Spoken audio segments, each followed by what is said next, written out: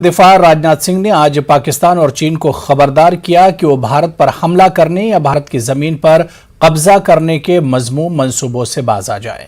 उन्होंने साबिक वज़ीर-ए-आज़म जवाहरलाल नेहरू की पॉलिसियों पर तनकीद करते हुए कहा कि चीन ने 1962 में नेहरू के दौर में लद्दाख के इलाकों पर कब्जा कर लिया था। उन्होंने कहा कि हिंदुस्तान अब एक बहुत ताकतवर मुल्क है और टॉप डिफेंस एक्सपोर्टर के तौर पर उभर रहा है।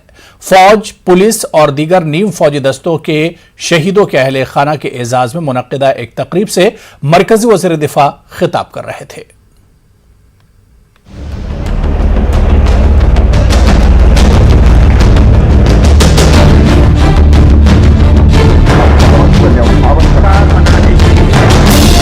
जिंदगी के तमाम शोबों से मुंसलिक लोग बड़ी तादाद में जम्मू में मुनक्किदा इस तकरीब में शरीक थे। एक समाजी तंजीम J&K पीपुल्स फोरम ने इस प्रोग्राम का एहतमाम कराया था। मुल्क के तहफ्फुज़ के लिए अपनी जानें कुर्बान कर देने वालों को खिराज पेश करने और उनके अहले खाना को एजाज देने के लिए ये नज्म किया गया। मरकजी वज़ीर दिफा राजनाथ सिंह, RSS के जनरल सेक्रेटरी दत्तात्रेय और PMO में मरकजी वज़ीर डॉक्टर जितेंद्र सिंह के अलावा दीगर शख्सियात यहाँ मौजूद थी। इस दौरान राजनाथ सिंह ने शहीदों के अहले खाना को एजाज से नवाजा।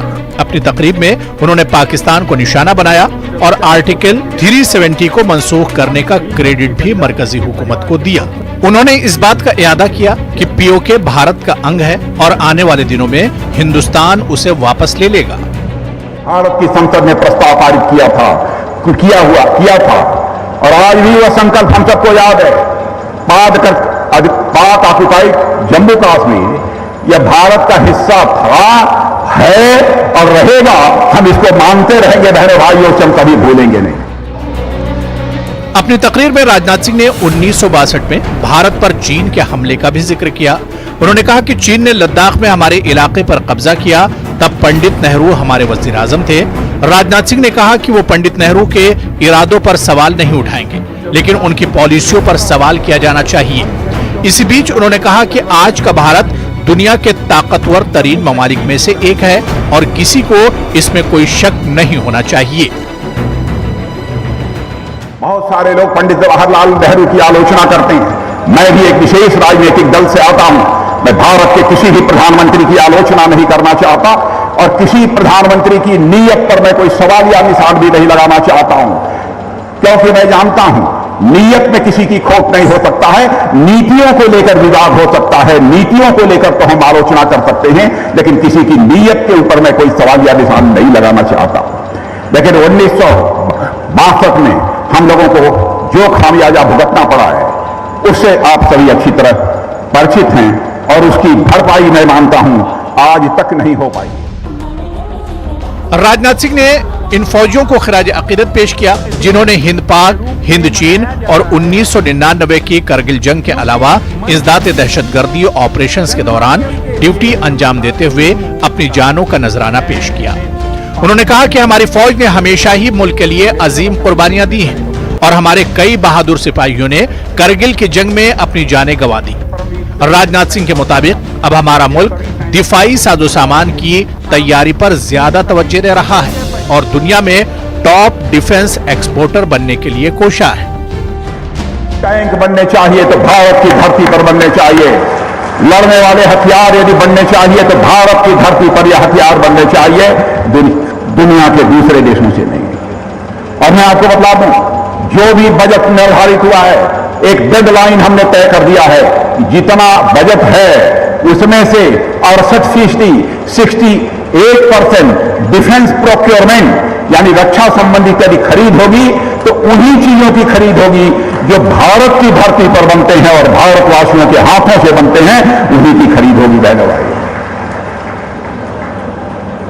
इसकी ओर जो है भारत तेजी के साथ आगे बढ़ रहा है और हम लोगों ने कह दिया विदेशी कंपनियां जिनसे हम पहले ताजो सामान लेते थे, हथियार लेते थे, हमने कहा यदि आपके पास टेक्नोलॉजी है, आइए भारत में बनाइए। इसमें भारतवासियों का भी हाथ होना चाहिए। Make in India and make for the world, यह संदेश हम लोगों ने दुनिया के दूसरे देशों को भी दिया है और बड़ी संख्या में लोग यहां पर आ रहे हैं। अपनी तकारीर में राजनाथ सिंह और आरएसएस लीडर ने आर्टिकल 370 को मनसूख करने का जिक्र करते हुए कहा कि बाकी मुल्क के साथ कश्मीर का हकीकी मिलाप उसे खत्म करने के बाद ही मुमकिन हो सका है। न्यूज़ 18 उर्दू के लिए जम्मू से समीर भट्ट की रिपोर्ट। मरकजी वज़ीर दिफा और senior BJP leader Rajnath Singh ने आज जम्मू कश्मीर के बीजेपी लीडरों और कारकुनों को आइंदा असेंबली इंतखाबात के लिए तैयार रहने की हिदायत दी। उन्होंने जम्मू कश्मीर के पार्टी कारकुनों से यह भी कहा कि असेंबली इंतखाबात बहुत जल्द मुनक्किद होने का इम्कान है और इस तरह इन्हें इन अहम इंतखाबात के लिए तैयार रहना चाहिए। राजनाथ सिंह ने आज जम्मू में बीजेपी हेडक्वार्टर में पार्टी के सरकर्दा लीडरों के साथ एक अहम मीटिंग की सदारत करते हुए यह तबसरा किया।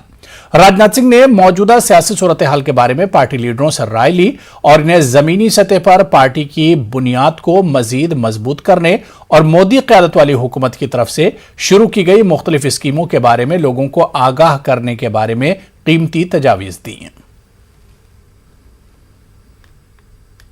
रक्षा मंत्री भारत सरकार श्रीमान राजनाथ सिंह जी आज जम्मू कश्मीर के दौरे पर थे। यहाँ उन्होंने पूर्व सैनिकों की एक बड़ी जनसभा को संबोधित किया। वहीं भारतीय जनता पार्टी कार्यालय में वरिष्ठ कार्यकर्ताओं के साथ उन्होंने चर्चा की है। इस कार्यकर्ताओं की बैठक में यहाँ जम्मू कश्मीर की परिस्थितियों पर चर्चा हुई, सुरक्षा हालात पर चर्चा हुई, वहीं संगठनात्मक विषयों पर भी आदरणीय राजनाथ सिंह जी के साथ चर्चा हुई है। वो हमारे वरिष्ठ नेता हैं, देश के रक्षा मंत्री हैं, पूर्व राष्ट्रीय अध्यक्ष हैं, इसलिए बहुत सारे नेता जो जम्मू कश्मीर के नए पुराने उनको व्यक्तिगत जानते हैं, उनसे भी उन्होंने मुलाकात की। जम्मू कश्मीर में इलेक्शंस को लेकर किस तरह की तैयारी चल रही है? भारतीय जनता पार्टी पूरे तरीके से जम्मू कश्मीर के विधानसभा को लेकर तैयार है। डिफेंस मिनिस्टर और senior BJP leader Rajnath Singh ने आज जम्मू दौरे के दौरान यहाँ जो बीजेपी का हेडक्वार्टर है यहाँ पे एक बहुत ही इम्पोर्टेंट मीटिंग जो कोर कमेटी के मेंबरान हैं उनके साथ की। जो बीजेपी J&K बीजेपी के कोर मेंबरान हैं, तकरीबन 25 लीडरान जो टॉप लीडरान हैं जम्मू कश्मीर के, उनके साथ बात की, उनके साथ रिव्यू लिया, फीडबैक लिया और ज़्यादा तौर पर जो असेंबली के इलेक्शंस होने की चर्चा है कुछ महीने के बाद, उस पर पार्टी की क्या स्ट्रेटजी रहेगी, पार्टी किस तरह से और ज़्यादा मजबूत होगी, क्या क्या मुद्दे हैं जम्मू कश्मीर में, किन लोगों के साथ अलायंस कर सकते हैं, जो पोटेंशियल अलायंस पार्टीज हो सकती हैं बीजेपी की आगे के असेंबली इलेक्शंस के लिए, और कहाँ कहाँ पे ड्रॉबैक्स हैं, कहाँ कहाँ पे कमियां हैं पार्टी को, और किस तरह से पार्टी ने जो 50 का आंकड़ा पार करने का जो हलफ लिया है, जो एक टारगेट दिया है, उसको किस तरह से पूरा करेंगे आगे। तो ये सारी चीज़ें जो है इन पर मंथन बीजेपी के जो शेष नेताओं के साथ राजनाथ सिंह ने किया। आगे देखना पड़ेगा कि इस मीटिंग का कितना असर होगा और पार्टी क्या नया लाएअमल अपनाएगी जिससे यहाँ पे जम्मू कश्मीर में बीजेपी अपने दम पर आगे चुनाव में कामयाबी हासिल करे। कैमरामैन साहिबा के साथ में समीर भट्ट, न्यूज़ 18 जम्मू। मरकजी वज़ीर दिफा ने आज उन शहीद जवानों के खानदानों की इज्जत अफजाई की जिन्होंने जंगों के दौरान और दहशतगर्दी मुखालिफ कार्रवाइयों के दौरान दुश्मन कुव्वतों से लड़ते हुए अजीम कुर्बानियां पेश की। आज जम्मू में Jammu and Kashmir people's forum की तरफ से मुनक्किदा एक तकरीब के दौरान इन खानदानों को एजाज से नवाजा गया। एजाज दिए जाने पर इन शहीदों के लवाहिकीन खुश नजर आए। उन्होंने जवानों की कुर्बानियों को तस्लीम करने पर मरकजी हुकूमत का शुक्रिया अदा किया। जम्मू के हमारे रिपोर्टर समीर भट्ट ने शहीदों के कुछ अफराद खानदान से भी बातचीत की।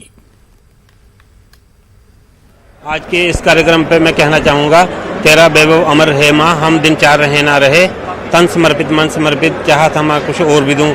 जैसे आज भारत सरकार ने जो इनिशिएटिव लिया है तो जो हमारे मार्टिर्स हैं उनको सम्मानित करने का हम इसका वेलकम करते हैं।